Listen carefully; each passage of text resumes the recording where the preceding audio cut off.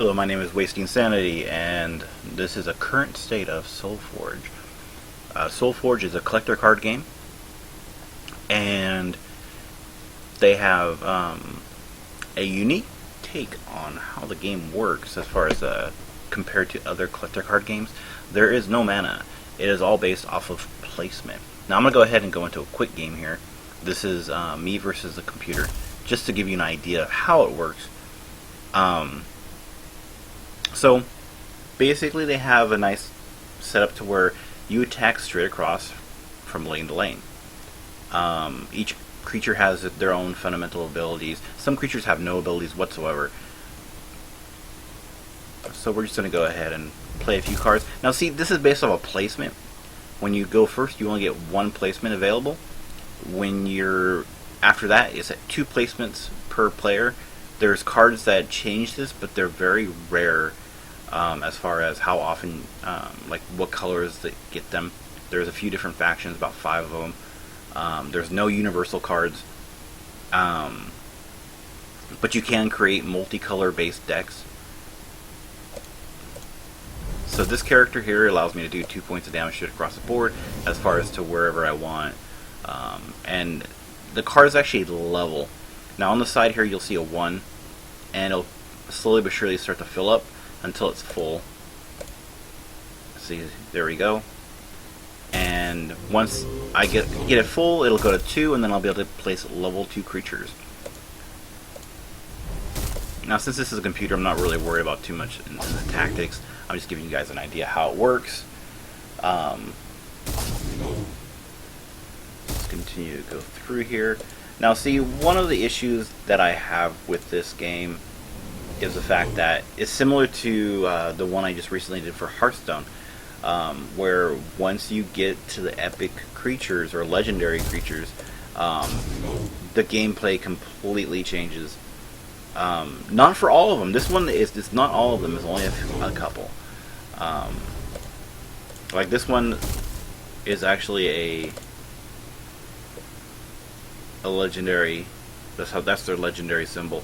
But as you can see here, this is level 1, level 2. He basically, but any creature that's like level 2 and below, it'll actually drain all the attack from that creature, and then give it to him. And then same thing here. This is actually for any. Notice his stats are really not changing. He has mobility, and then if he moves to a lane, he actually can continue to do that. So he's pretty powerful at the end, but it still never changes his health. His health is always 1.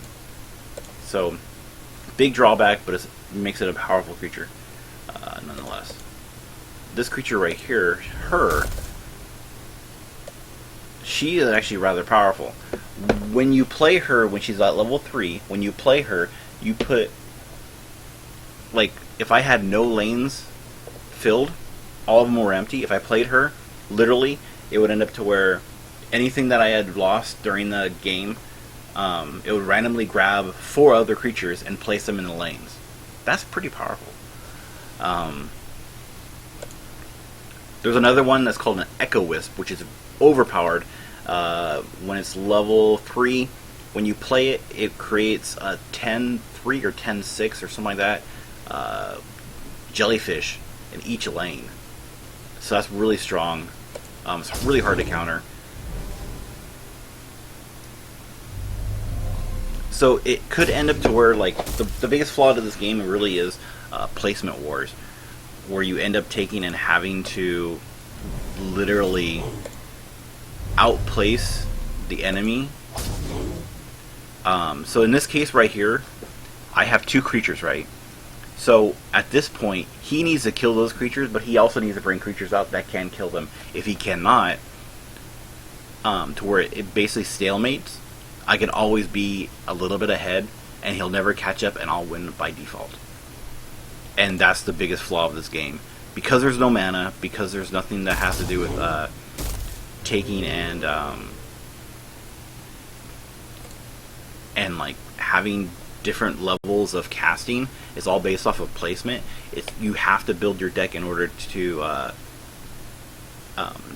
ignore the placement issue. And in this case, like this creature here, whenever I play a level 1 card, it'll allow me to debuff other creatures.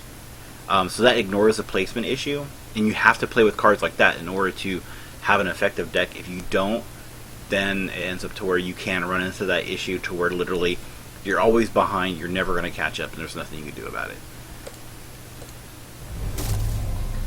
And that's like one of the issues that I have with the game. I should probably cast on my hand. Overall, it's a pretty quick, solid game. When it comes to actually placing, here, I'll show you. Like, this is going to just be a spell, and what it does doesn't really matter because that's not what I'm trying to show you. So here we go. We got -3, so we're going to put on him, and then we'll put on him again because I have 2 different characters, and there we go. Now, the thing is, though, is I have an issue with the fact that you actually can play multiple level 1s or lower level stuff, and so if I played that, and then if I played another one, if I had a chance to, then these guys would kick in again. So that actually makes it really powerful. I think there should be a cap on special abilities to where it can only be once a turn. So that way it doesn't become too overwhelming, and it makes it more of a fair match. As far as accumulating cards, they have it to where when you log in, the first time you log in the day, is every 22 hours. They give you a chance of getting a booster pack or a card, and they also give you coin. Then your first win of the day, same thing, and your third win of the day, same thing. I think that's a really cool way to approach it. Unfortunately, it doesn't create a longevity for how long you play, because it's just those 3. So it gives you enough to where you can buy a few packs as far as for coin, and you'll get a couple cards as rewards as well. And that's actually pretty good. But it doesn't encourage you. Now see, I played that one card, it'll do 3 damage when I move her, so I'll do 3 damage to him. Or her. But it doesn't encourage you to continuously play, and so it causes it to where you just log on and you log off because of the fact that you got your rewards and it's time for you to walk away from the game. Now, here I'll show you what I was talking about as far as playing level 1s. We'll play him, so he kicks in, -3, and then him. And now we'll go ahead and play another level 1. Play him. So since we have no one else to play it on, we'll just play on that again. See, and now I just destroyed his opposition.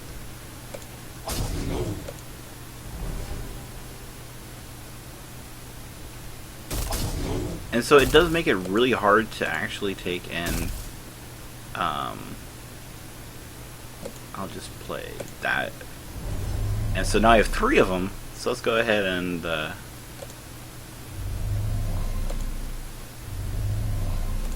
just destroy him. That's just, see, that's silly. That's really overpowered. I don't know.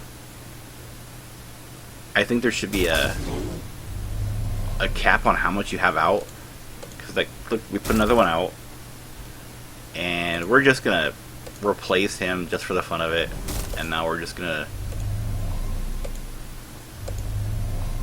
annihilate. I mean, that's just silly. That's way too strong. So this is actually a pretty good game. The flaw to it, though, it's a placement war issue, to where literally you always feel like you're behind if they have cards that allow them to have more creatures out than you as far as like placement wise, or if they're killing your creatures and you get into that slight disadvantage.